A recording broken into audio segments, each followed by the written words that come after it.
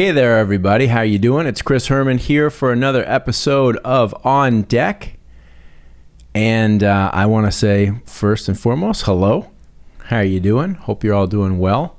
Hope you're all safe and continuing to prosper in these interesting times. And I want to say thank you for taking the time out of your day or night to check out this content that we're putting out. It means a lot to me and everybody here at the Herman Agency. And if you have a moment, and you haven't already, please take a moment to like and subscribe, or rather subscribe to our Herman Agency YouTube channel, like the video, comment. And on today's topic, I'm definitely interested in hearing your thoughts and comments on what it is that I want to talk about today. So today's topic is an interesting one. You can see this card right here. It's called Mars and the Metaverse. Ooh. Mars and the Metaverse is the topic today. And, we're going to talk about technology in the future. And these are just some of my general observations, but I'm curious to hear your thoughts and comments on this topic as well. So again, here we go. Mars and the Metaverse. And actually, we're going to start talking about the Metaverse first. So I guess the title is backwards, but it just, Mars and the Metaverse flowed a little bit better than the Metaverse and Mars. I'm sure all of you at this point in time are aware of the fact that Facebook has reorganized, reformed, rebranded under the name Meta. And so the Facebook brands, which are inclusive of Facebook, Instagram, WhatsApp, Facebook Messenger, Oculus, virtual reality, and a few other of the brands, all now fall under the Meta umbrella. Cool website if you check it out, or if you haven't checked it out, I recommend that you do. It's definitely thought-provoking, and that's really one of my main reasons why I wanted to talk about the topic today. A few weeks ago I'd seen in the news that Mark Zuckerberg and Facebook, now Meta, we're going to be investing, I can't remember, don't quote me on the numbers, but it was a huge financial investment, and I want to say it was for up to 10,000 workers in Europe who were going to be responsible for building out the Metaverse. And so for those of you that don't know, what is the Metaverse? The Metaverse is essentially a virtual reality experience that is going to allow humans, human beings, who are using virtual reality technology for Facebook through their Oculus technology to interact with the internet, if you will, and with each other and with social media programs and gaming and everything, to do this all in a virtual world. Definitely an interesting development, certainly one that I think any one of us that have either A, been paying attention to technology, and or B, who have seen The Matrix, would say that this, it's a logical next step in technology, but certainly one that is very thought-provoking on the, wow, this is really interesting and really cool side. And on the, whoa, this is this presents some scenarios for some unsettling thoughts and or experiences. And so what I would suggest everybody do is go to the Meta website and watch. It's called a keynote. I mean, it's really more of a video presentation by Mark Zuckerberg. Very well crafted and well produced, introducing the basic concept, and that is that Facebook has all these brands, we have all these users. How do we, and this is them speaking, this is Mark Zuckerberg speaking, how do we as a company now take our audience to the next level, if you will? How do we create a user experience that is more rich, more rewarding, more interactive, more creative? It's a lot of mores.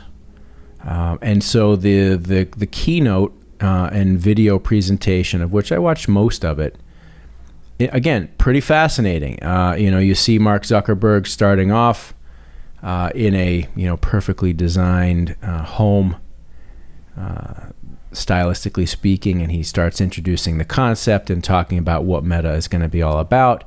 And then he literally transitions into his virtual self using his avatar, which avatars are no longer just a little snapshot photo or moving little graphic. Avatars are now a full, three-dimensional, if I'm even saying that right, characters that you can create and will be able to create for the metaverse, where you are able to, using your Oculus virtual reality headset, enter into a world where you interact with the social media platforms offered by Facebook, where you get to interact with your friends, create rooms, worlds. It looks like you can literally build your own personal space, i.e. a home, with beautiful design, decor, everything from the decor to the architectural structure to the exterior weather, the views. I mean, you can literally create, according to this, your own perfect dream world that is your place. You create your own avatar. You can choose from literally hundreds, if not thousands, of wardrobes and clothes and all this stuff. And so you're creating your virtual online you, and it can be anything. You could be a human, you could be a robot, you could be a shark. However you want to interact in different worlds.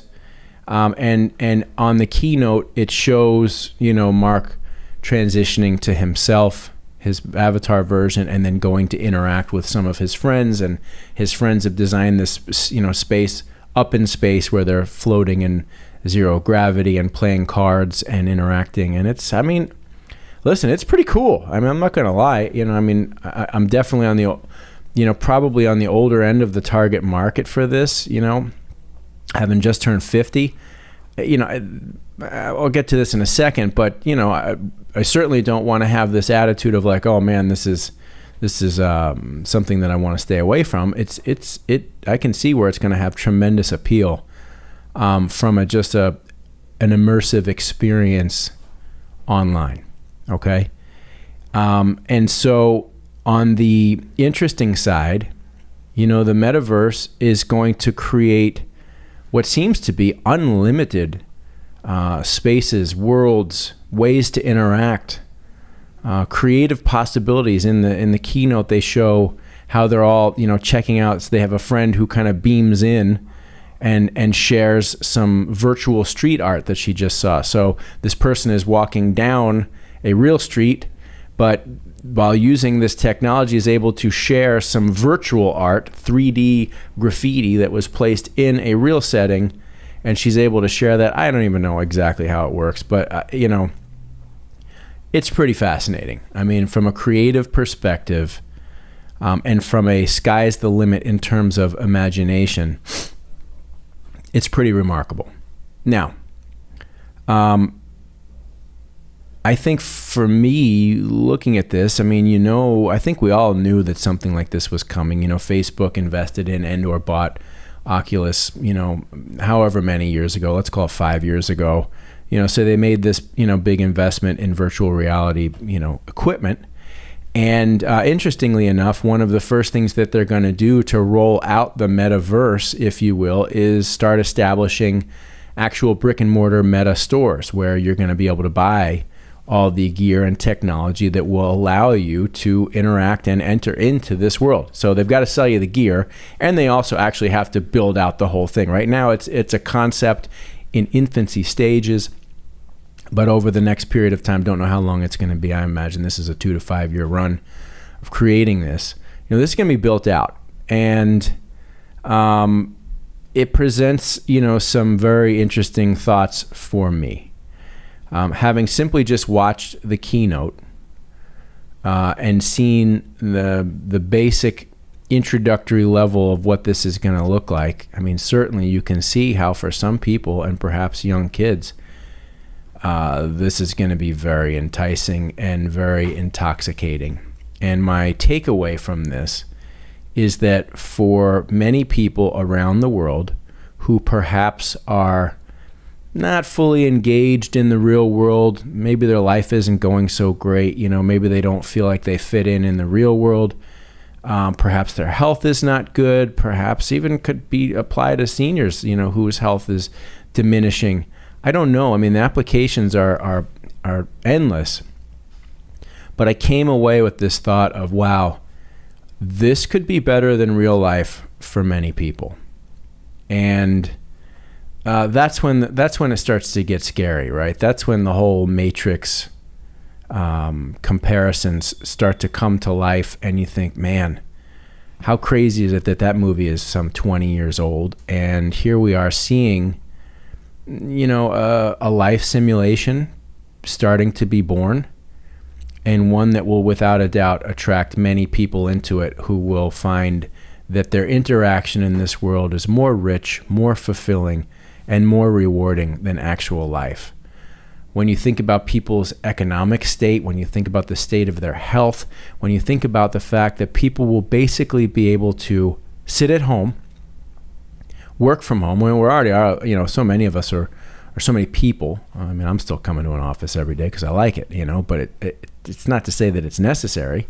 We've proven that work from home is a very real and viable way for people to do business. That's only going to continue to grow.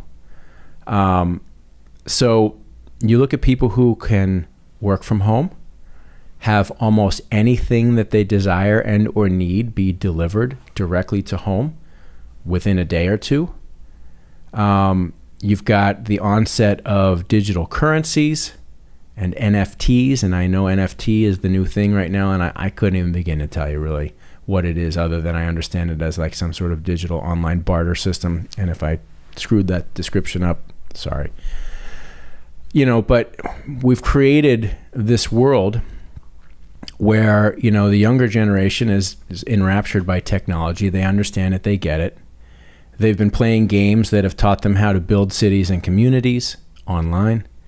And now we're rolling out a platform that is going to allow people to, and we already can work from home, but they're going to be able to work in the metaverse and interact. So forget Zoom, these face-to-face, little pictures. I mean, to be able to interact in a 3-dimensional or 4-dimensional way with other coworkers, that's going to be pretty enticing. So I guess the point that I'm making is, how many people are going to just find it so much easier and more enjoyable just to sit in the comfort of their small little home or apartment, whatever it may be, and spend a majority of their life online in an artificial reality? I mean, that's where it's like, okay, that sounds terrifying to me, right? Of course, I'm the age that I am. I like being outside in the real world, interacting with real people face to face, breathing fresh air, exercising, doing all of the things that I love to do in the real world. And if given the choice between having to live my life in a virtual reality simulation to some degree or living a real life out in the open, I mean, I know certainly what I would choose.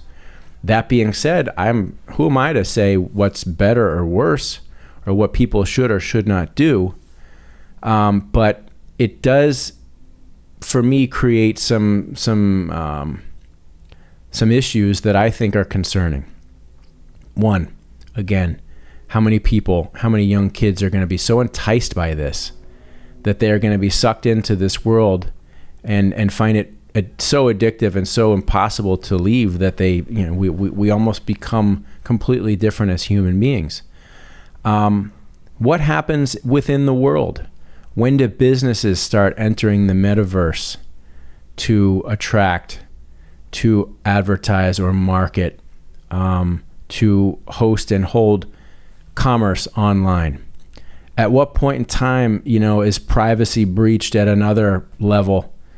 And at what point in time do people become so addicted to this that they almost become enslaved by it? And then does that become some sort of Orwellian vehicle for control? A lot to think about here.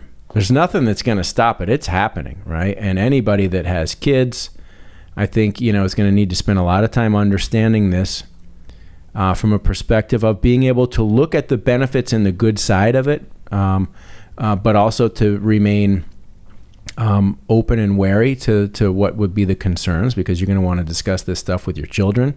You're going to not want to be the parent that says, oh, that's all horrible, you can't do it, because we all know what kids are going to do. That's going to drive them to it even more, right? But there presents a real opportunity here for a major shift in the way people live and experience the world that I do find concerning. So I titled this Mars in the Metaverse. I've talked exclusively about the Metaverse, but I'm going to shift just for a moment, because I feel like I've touched on the Metaverse, and I'm going to hopefully tie it all together, which is an even more interesting thing to me. You look at Elon Musk, at any given time, one of, if not the wealthiest human being on the planet, according to Forbes, that is. And where is he investing his time and energy? Of course, Tesla, building electric vehicles. But SpaceX, I think everybody would agree that's his real primary focus. And what's the focus of SpaceX? And Elon Musk's been very clear about this. What's his goal? To get the human race to Mars. He has a very strong feeling that time is of the essence, and that we cannot hesitate, and we must develop this technology, and we must make the human species, an interplanetary species, if I think that I'm quoting him correctly. That's where he's putting his money. You look at Jeff Bezos, with Blue Origin, they just, launched his awkwardly shaped rocket into space, where everybody's riding around and floating around, having a great time. And the recent news reports indicated that Jeff Bezos is going to be investing significant money through Blue Origin into, I believe, an international business tourism space station. Okay. Richard Branson investing money in Virgin Galactic. So you look at where the money's being invested, and then that brings us back to Facebook and Mark Zuckerberg and creating the Metaverse. And you start seeing where the wealthiest people on the planet, where are they putting their money? They're putting their money into space and technology, and particularly creating alternative realities. You don't see any of these men or women. I'm talking about men here, because those are the ones that most easily come to mind. You don't see any of them putting any money into environmental issues. You don't see them putting money into cleaning up the planet. I've said this on a previous podcast. I don't understand why somebody significantly successful hasn't found a profitable business model for cleaning the planet, literally being the custodial service of the planet. How is there not money in that? Perhaps I'm being naive there, but you'd think that with all this extreme focus on climate change, that there would be somebody that finds ways to get the job done profitably and profit from it. But you don't see any of the wealthiest people in the world, from what I can see, spending their time or energy trying to fix the planet. You see them trying to get the hell out of here in the form of a rocket, or to get the hell out of here in the form of an alternative reality. Pretty interesting stuff, right? I am not a deep researcher on this stuff. I'm just a human being paying attention to the news and digging in a little bit here and generating my own thoughts and opinions about this topic. But Mars and the Metaverse, interesting stuff going on in terms of where the wealthiest people on the planet are investing their financial resources. I would love to hear from any one of you watching this if you've made it to the end of this episode. I'd love to hear your thoughts. I'm an open book on this. I really am. I want to hear what people think. I want to hear the pros. I want to hear the cons. Do you think that, at what point in time does marketing become virtual, right? Like, when does all this, stuff that we've been doing digitally just go completely virtual, and how? Who are the companies that are going to enter that space and pioneer that space, right? It's very fascinating stuff. So I'd love to hear your thoughts on this. So I'm going to sign out now. It is me, Chris Herman, thanking you for watching another episode of On Deck. This one, Mars in the Metaverse. Thanks so much, and have a